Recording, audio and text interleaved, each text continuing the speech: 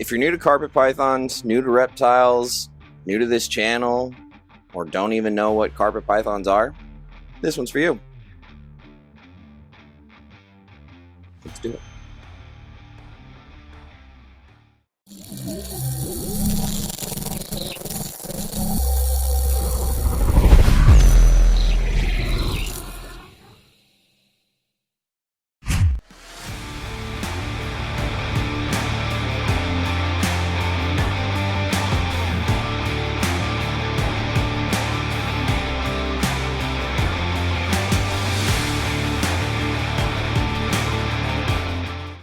So, like I said, this one, if you're a longtime viewer, if you're very familiar with reptiles and carpet pythons, this one's probably not going to be all that exciting for you or contain anything new, I hope. But if you are a prospective first-time snake keeper or somebody who's looking into carpet pythons or who just doesn't know anything about them, that's what we're doing today. So I figured since the incubator's unplugged, everything's done hatching for this season, most kids are going back to school. Maybe they need something to reward them and inspire them for good grades or a gift coming up. Parents, keep that in mind. Bribery is not to be ashamed of. But this is about a yearling carpet python right here. This is a coastal, to be specific. And you don't really need to worry about all those different names of the subspecies and morphs and stuff unless you really want to dive deep into that. But just know that there's a lot of variability to them. There are different subspecies, there are different localities, there's morphs, variations and things like that. But we're not really going to get into that today. What I'm here to talk about is more of the pet keeping angle. These things are arguably some of the most fun, interactive, more of a medium-sized snake that often gets overlooked, oversized, and has a bad reputation.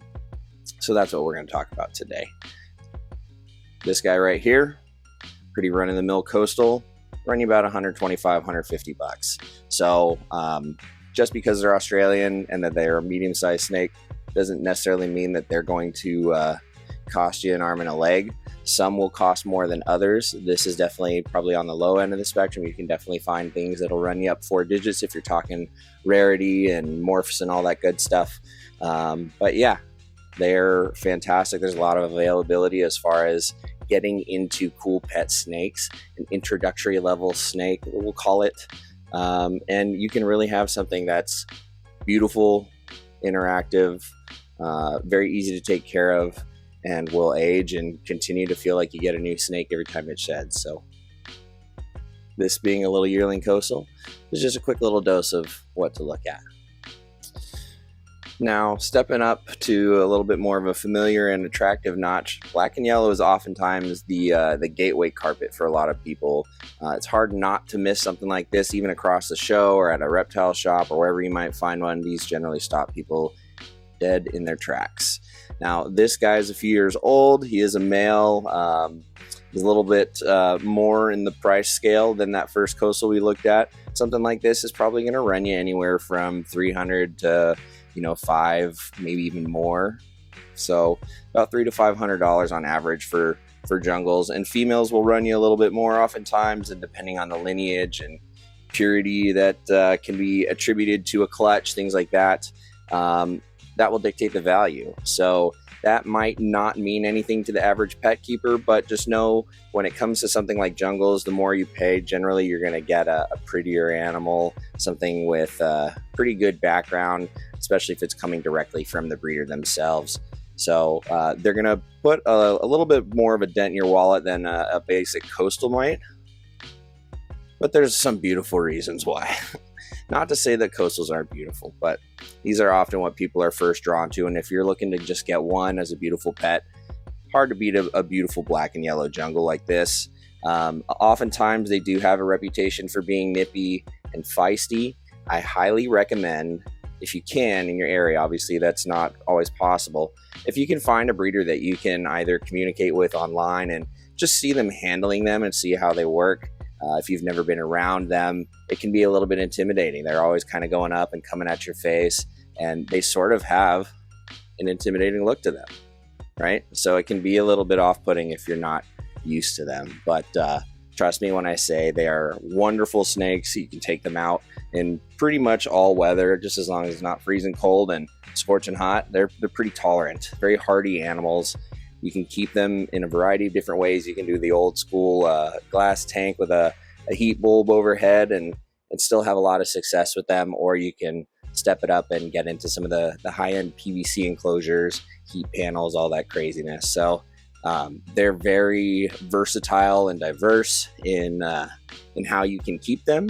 It's kind of what we like to refer as general python husbandry. So you give them a hot spot, a cool end, water hides, things to climb on. They're pretty good. So this part may be good time for the parents to tune in. If kids, you're watching this and you're trying to convince your parents to win them over, if that's you, this is your section.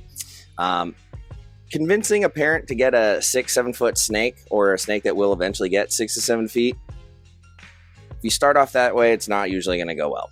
So I recommend starting with a little guy and ease them into it, but be very clear with them that they can get good size. This is my female tiger jag, and I would say she's pretty average size. They can get a little bit bigger or a little bit smaller, give or take, maybe a foot and some girth. But this girl's, maybe 6 feet at most, and right around 5 years old. So 5 years is where I kind of consider them at their earliest stage of maturity, especially for females. And at that point, they've done about 90% of their growing.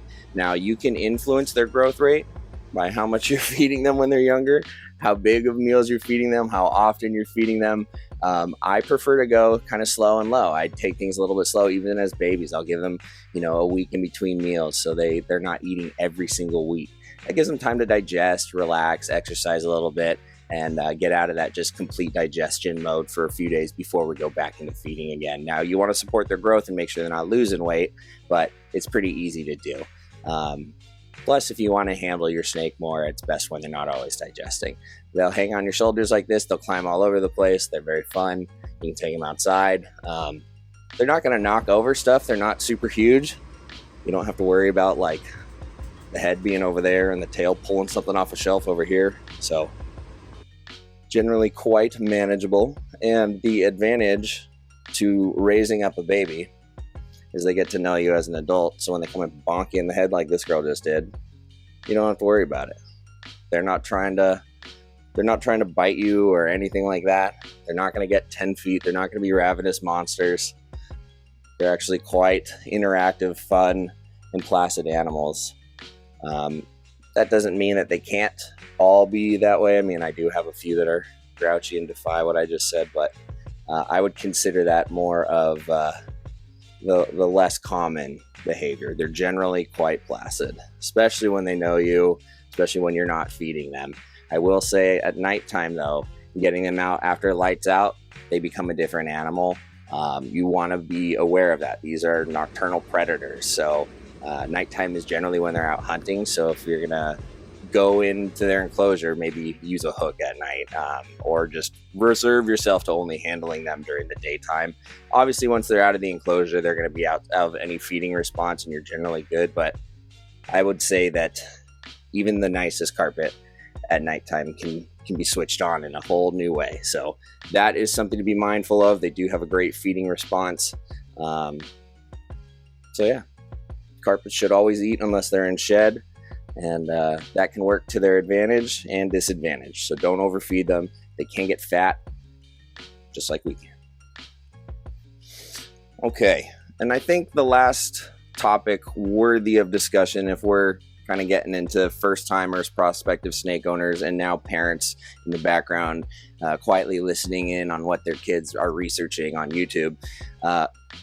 Carpets 5 to 7 feet is kind of like the average for most of them, regardless of subspecies and all that good stuff.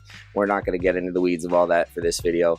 But what you see behind me right here is a 4x2x2 enclosure, and that will suit the majority of carpet pythons at any age into adulthood for pretty much their entire life. You can obviously go bigger and go into 6-footers and give them as much space as you want. You can go taller, they'll climb, they'll do all that good stuff.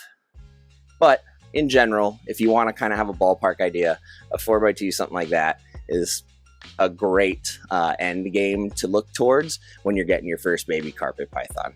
Now, some of them can get a little bit big, like this big girl here. This is my breeder female Morelia Bradley, or a Brettles python. Yeah, there we go. She's a big girl, mother to the recent clutch that we had.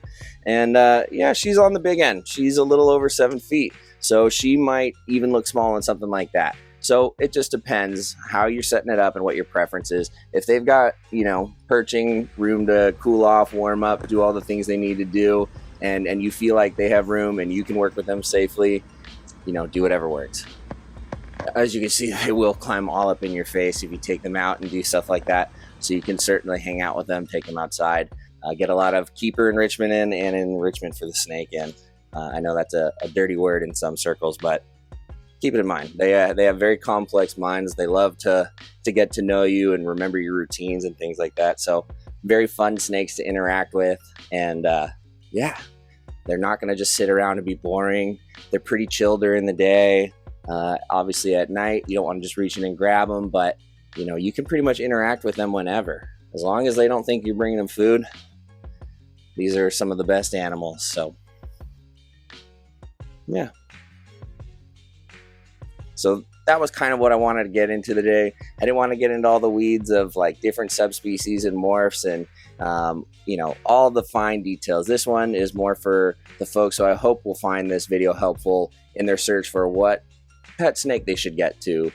Should they get this as their first pet snake, or maybe you're getting into new species and you want to explore something else. Morelia is a great option, carpet pythons in particular, just across the board.